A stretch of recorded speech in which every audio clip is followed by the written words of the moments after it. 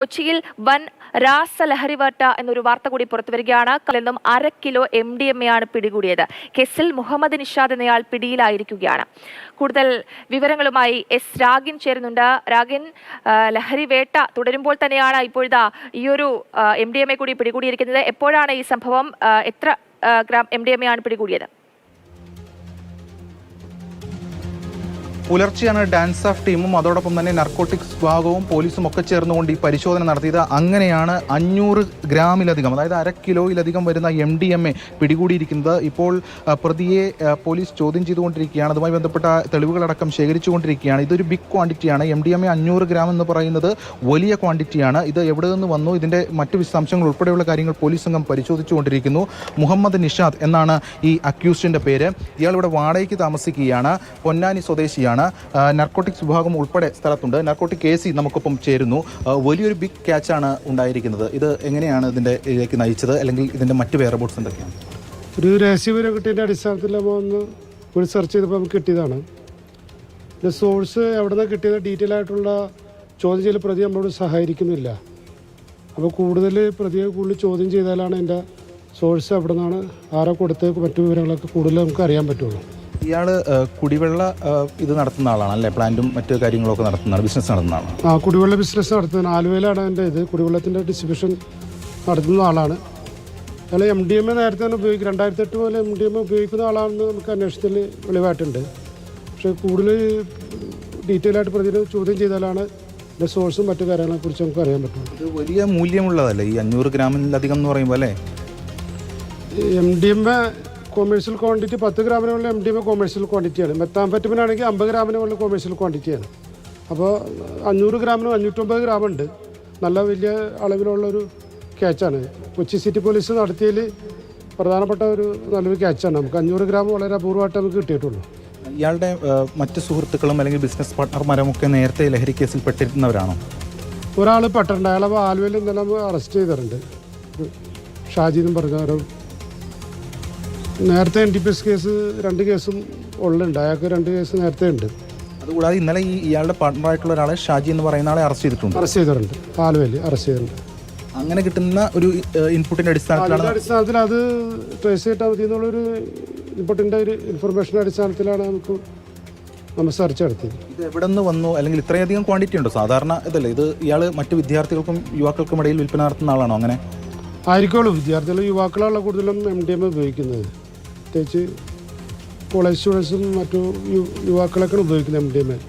അപ്പോൾ ഇയാൾ അന്വേഷണത്തോട് സഹായിക്കുന്നില്ല. അപ്പോൾ ചോദ്യം ചെയ്തിട്ട് വിശദമായിട്ട് കൂടുതൽ ചോദ്യം ചെയ്ത് കഴിഞ്ഞാലാണ് കൂടുതൽ അറിയാൻ പറ്റും. ഇതുമായി ബന്ധപ്പെട്ടുകൊണ്ട് മറ്റ് കാര്യങ്ങൾ, ഇത് എവിടെ നിന്നാണ് കൊണ്ടുവന്നത്, ഇതിൻ്റെ സോഴ്സ് ഉൾപ്പെടെയുള്ള കാര്യങ്ങൾ എന്താണ് ഇയാൾ പ്രാഥമികമായി ചോദിക്കുമ്പോൾ പറയും? അതിനെക്കുറിച്ചൊന്നും ഇപ്പോൾ പറയുന്നില്ല. അയാൾ സഹായിക്കുന്നില്ല അന്വേഷണത്തോട്. ഇതിപ്പോൾ വിപണിയിൽ എത്ര മൂല്യം വില വരും, എന്താണ് കണക്കാക്കുന്നത്? എങ്ങനെയാണ്? മെത്താംഫെറ്റമിൻ ഗ്രാമിന് 2000 രൂപയുണ്ട്. ഇത് MDMA ആണല്ലോ. ഇതും മെത്താംഫെറ്റമിൻ ആവാൻ സാധ്യതയുണ്ട്. കാരണം റിസൾട്ട് വരുമ്പോൾ മെത്താംഫെറ്റമിൻ ആയിരിക്കുള്ളൂ. ലാബ് റിസൾട്ട് വരുമ്പോൾ നമുക്ക് മനസ്സിലാക്കുന്ന MDMA ആണ്. പ്രാഥമിക MDMA എന്നാണ്. കെമിക്കൽ റിപ്പോർട്ട് നമ്മൾ പിടിക്കുന്ന കേസിൽ കൂടുതലും FSL റിസൾട്ട് വരുമ്പോൾ മെത്താംഫെറ്റമിനാണ്. രണ്ടും ഇത് കുറേ ആംഫെറ്റമിൻ കാറ്റഗറിയിലുള്ള ഡ്രഗ് തന്നെയാണ്. ഇപ്പോൾ 2000 രൂപയുണ്ട് ഗ്രാമിന്. വലിയ ക്വാണ്ടിറ്റിയും ഒക്കെയാണ്. അതെ. ഇയാളുടെ മറ്റു കൂട്ടാളികളെ സംബന്ധിച്ച് അത് ഉൾപ്പെടെയുള്ള കാര്യങ്ങൾ പരിശോധിക്കും. അതില്ലാതെ കൂടുതൽ അന്വേഷണം നടത്തിക്കഴിഞ്ഞാൽ നമുക്കറിയാൻ പറ്റും. എന്തായാലും നർക്കോട്ടിക് AC അബ്ദുൾ സലാമാണ് നമുക്കിപ്പം ചേർന്നത്. വലിയൊരു ക്യാച്ചാണ് കൊച്ചി സിറ്റി പോലീസും ഡാൻസ് ഓഫും അതോടൊപ്പം തന്നെ നർക്കോട്ടിക്സ്. തീർച്ചയായിട്ടും നമുക്ക് ദൃശ്യങ്ങളിൽ കാണാൻ സാധിക്കും. ഇയാൾ വളരെയധികം ക്ഷുഭിതനാകുന്നുണ്ട്.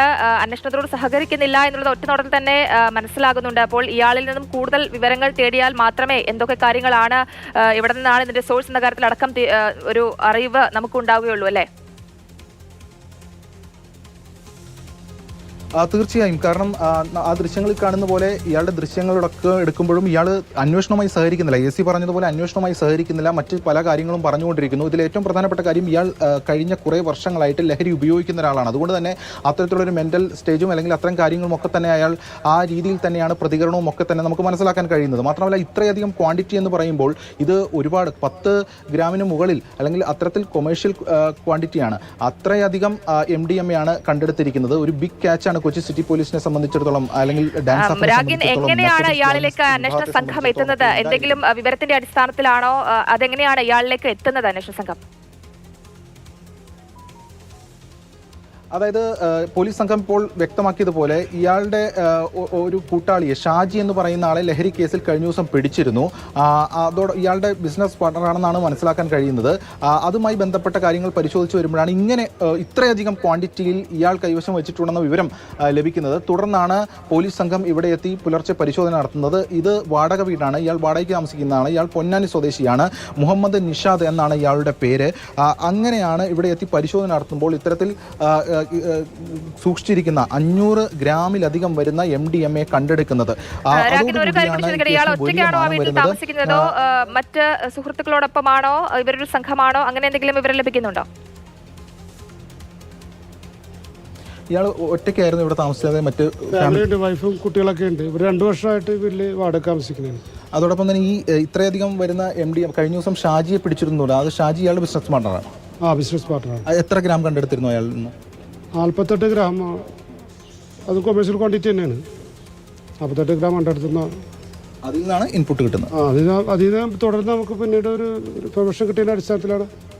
പിന്നെ അതുകൂടാതെ ഇന്നലെ മരട് പോലീസ് സ്റ്റേഷനിൽ സ്പെഷ്യൽ ഓപ്പറേഷൻ ഗ്രൂപ്പ് ടീം 5 ഗ്രാം ബ്രൗൺ ഷുഗറായിട്ട് 2 ആസാം സ്വദേശികളെ അറസ്റ്റ് ചെയ്തിട്ടുണ്ട് ഇന്നലെ തന്നെ, വെളുപ്പിന്. എന്തായാലും ഇയാളുടെ കൂട്ടാളിയായിട്ടുള്ള ഷാജിയെ ആലുവയിൽ പിടികൂടിയതോടുകൂടിയാണ് ഷാജിയിൽ നിന്ന് 48 ഗ്രാമാണ് കിട്ടിയതെന്നാണ് പോലീസ് സംഘം വ്യക്തമാക്കുന്നത്. അതിനുശേഷമാണ് ഇത്രയധികം വരുന്ന ക്വാണ്ടിറ്റിയിൽ ഈ വസ്തുക്കൾ കണ്ടെടുക്കുന്നത്. എന്തായാലും ബിഗ് ക്വാണ്ടിറ്റിയാണ്. 500 ഗ്രാമിലധികം എന്ന് പറയുമ്പോൾ വലിയ ക്വാണ്ടിറ്റി ലഹരിയാണ് പിടിച്ചെടുക്കുന്നത്. ഇപ്പോൾ ലഹരിക്കെതിരെയുള്ള പോരാട്ടം അതിശക്തമായി തന്നെ തുടരുകയാണ്. എല്ലാ സാമൂഹ്യ സംഘടനകളും പോലീസും ഏജൻസികളും കേന്ദ്ര ഏജൻസികളും ഒക്കെ നടത്തുന്ന ഘട്ടത്തിലാണ് ഇത്രയും വലിയൊരു ക്യാച്ച് കൊച്ചി സിറ്റിയിൽ ഉണ്ടായിരിക്കുന്നത്. എന്തായാലും വളരെ വലിയ മാനങ്ങളുള്ള കേസാണ്. ഇതുമായി ബന്ധപ്പെട്ട കാര്യങ്ങളും തുടർ കാര്യങ്ങളും ഒക്കെ പരിശോധിക്കും. എന്തായാലും ഇത്രയധികം ക്വാണ്ടിറ്റി എവിടെ നിന്ന് വന്നു, അതോടൊപ്പം തന്നെ ആർക്കൊക്കെയാണ് വിതരണം ചെയ്യുന്നത്, ഇത് യുവാക്കൾക്കും വിദ്യാർത്ഥികൾക്കും ഇടയിലാണ് ഈ മുഹമ്മദ് നിഷാദ് വിതരണം ചെയ്തിരുന്നത് എന്ന കാര്യവും വ്യക്തമാണ്.